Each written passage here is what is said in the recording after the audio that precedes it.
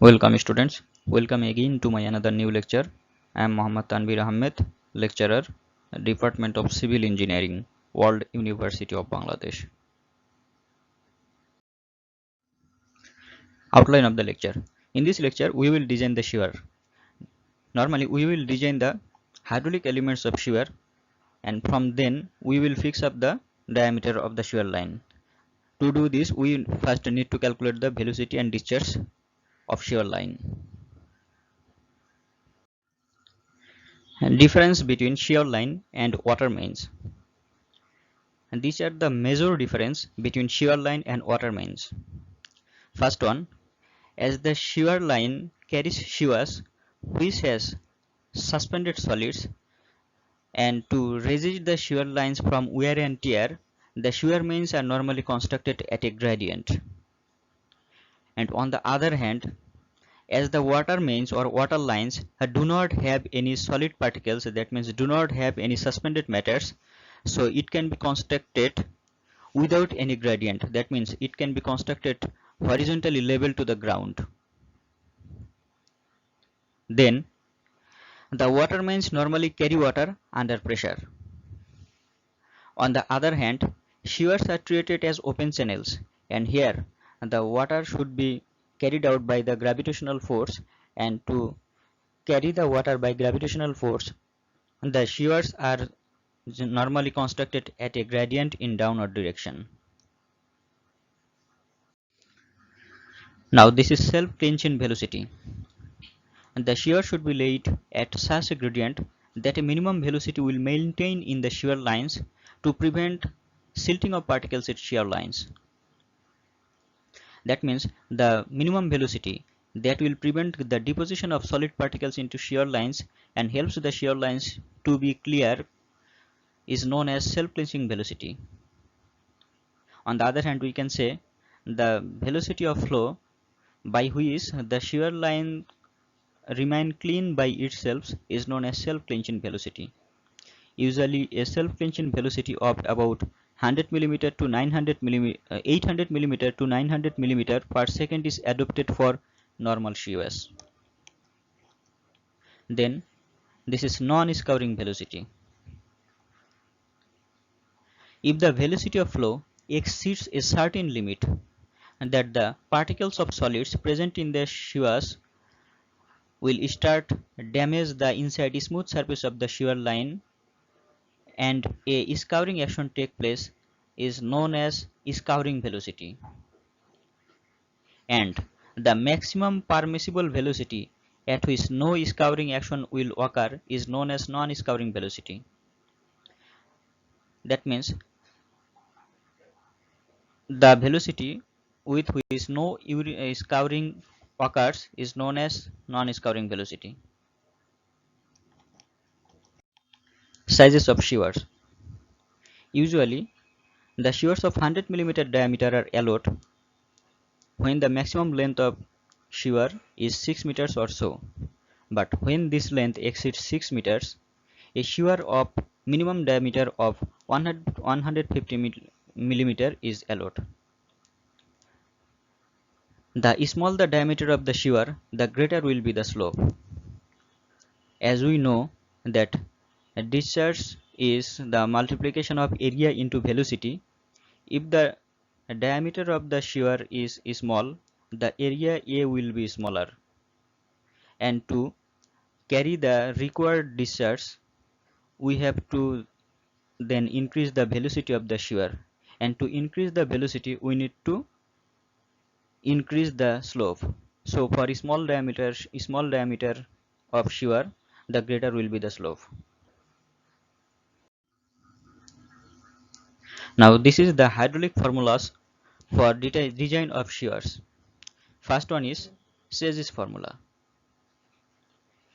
Chase introduced this formula in 1775, and this is Chase's formula. We can see V equal to C root over mi, where this V equal to velocity of flow in meter per second, and using Chase's formula we can calculate the velocity. C equal to Chase's constant, m equal to hydraulic mean depth in meters, and I equal to slope or hydraulic gradient. And this is Manning's formula. Manning's introduced this formula in 1980. The formula is V equal to 1 by n m to the power twice third I to the power half. And using this formula, we can also calculate the velocity of flow. Here, V equal to velocity of flow in meter per second, m equal to hydraulic mean depth in meters, I equal to slope or hydraulic gradient as says this formula. This m is also as same as says this formula. N equal to Manning's coefficient. Sometimes this n is also called roughness coefficient or rugosity factor, which depends on the inside surfaces of the channel. Let's solve the problem. Calculate the velocity of flow in a shear of diameter 1.2 meter. So we need to calculate the velocity V from a shear line whose diameter d is 1.2 meter. So the value of d is 1.2 meter. The shear is laid at a gradient of 1 in 400. That means the value of I is 1 in 400. What will be the discharge through the shear when running on half full? Again, we need to calculate the value of discharge. The condition is shear is running on half full. Assume n equal to 0.012 in Manning's formula. That means this is the coefficient, Manning's coefficient, which is 0.012. Let's start solution. As in question, Manning's coefficient n is given, so we will use Manning's formula to calculate the v. If our first term is to calculate the velocity v, and we can calculate v using Manning's and Say's formula. And as here the Manning's factor is given, so we will use Manning's formula. If here Say's coefficient c would given, then we would have to use Say's formula. So now according to Manning's formula, v equal to 1 by n m to the power twice third I to the power half. Here n equal to 0.012 given in the question. M equal to, we know, hydraulic mean depth, and the main formula is A by P for other shapes except circular, and for circular shears the hydraulic mean depth M will be D by 4 always. Here this is the conditions for circular shears running on half full, where D is the diameter of the pipe. This D will be diameter of the pipe, and for circular shear. Running on half full or running total full, running something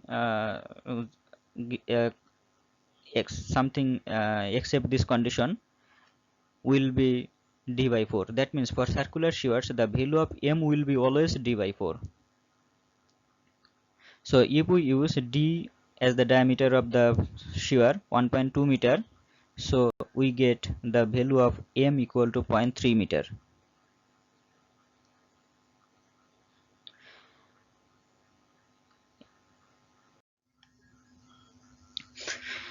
Here hydraulic gradient I equal to 1 by 400. This is stated in questions that the gradient is 1 in 400. So I equal to 1 in 400, that means 1 by 400. Now from equation 1, that means from the equation of Manning's formula, we know V equal to 1 by n r to the power m to the power twice third I to the power half, and we have replaced this value of n, m and I here in this equation. You can see the equation number 1 just in the previous slide. Here n equal to 0.012, m equal to 0.3 we have calculated just in previous slide, and I equal to 1 by 400 from here. So finally we get the velocity as 1.867 meter per second. Our another task was to calculate the discharge.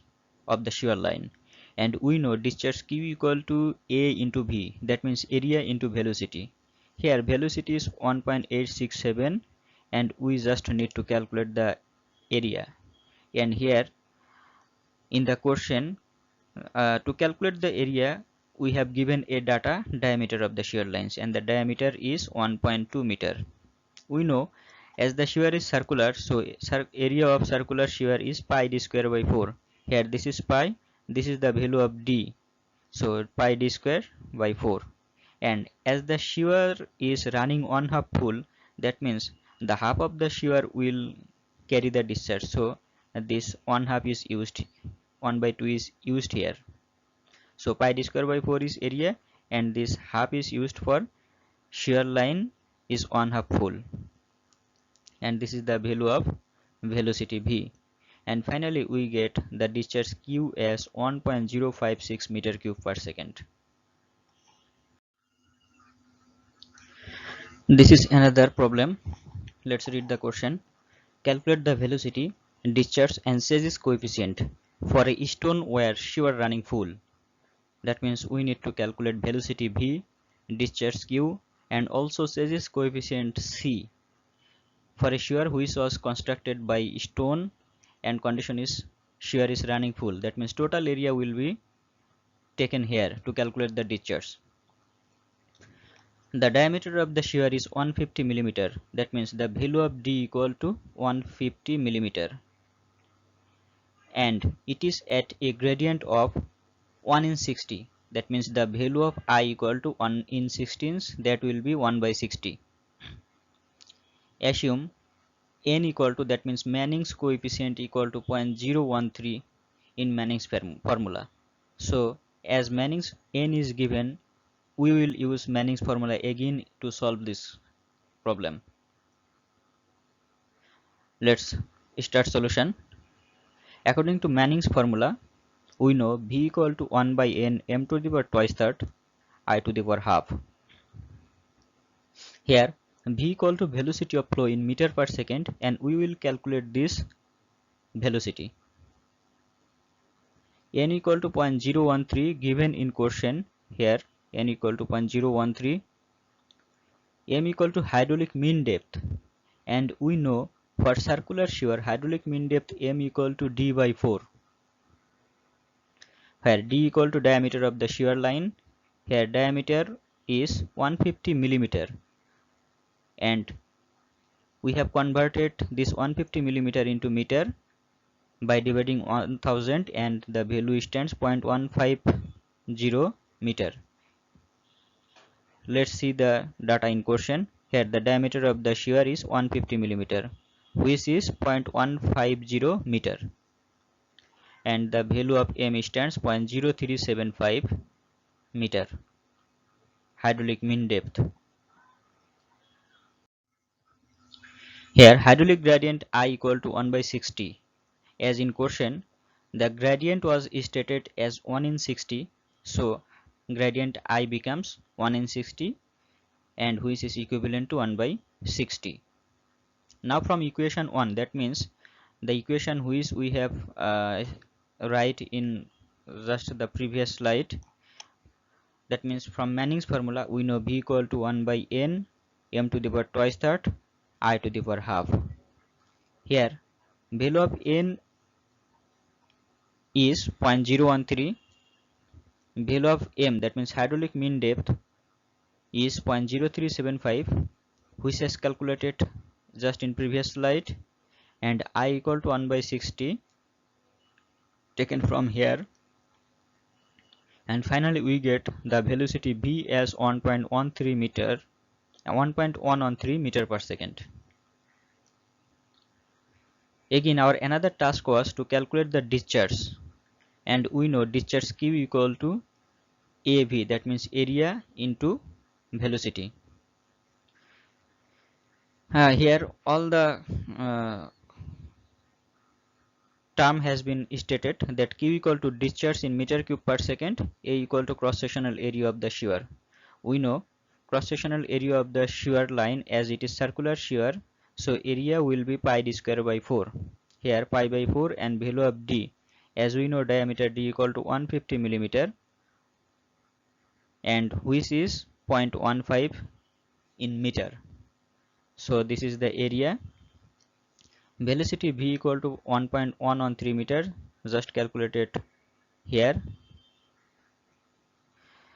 So if we replace this value A and V here in this equation, we will get the discharge Q. Now discharge Q equal to A into V, and we have calculated the area A as pi by 4 into 0.15 square in the previous slide, and also velocity as 1.113 in the same slide.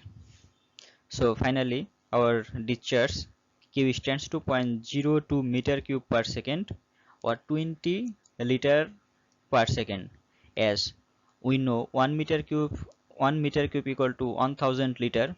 So if we multiply this 0.02 meter cube with 1000, we will get 20 liter per second. Now our another task is to calculate the Say's factor C, and to calculate the Say's factor C we need to use Say's coefficient, Say's formula, and we know Say's formula V equal to C root over mi, where V equal to velocity of flow in meter per second, and we have calculated the velocity as 1.113 meter. As the shear line is same, so the velocity will be same for all formula using to describe this channel. C equal to Say's constant or Say's factor, we need to calculate this. M equal to hydraulic mean depth, and in question it was stated that 0.0375 meter, it will be 0.0375 meter, and I equal to hydraulic gradient 1 by 60. Now from Say's formula we can calculate the Say's constant. Here this is the Say's formula.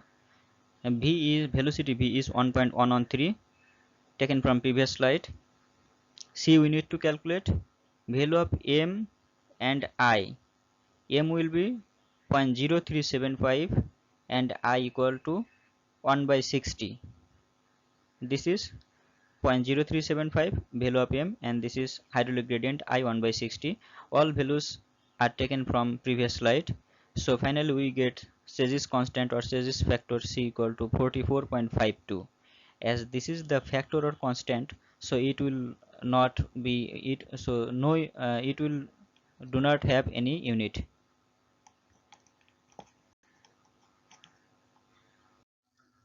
This is the end of our today's lecture. Thank you everyone.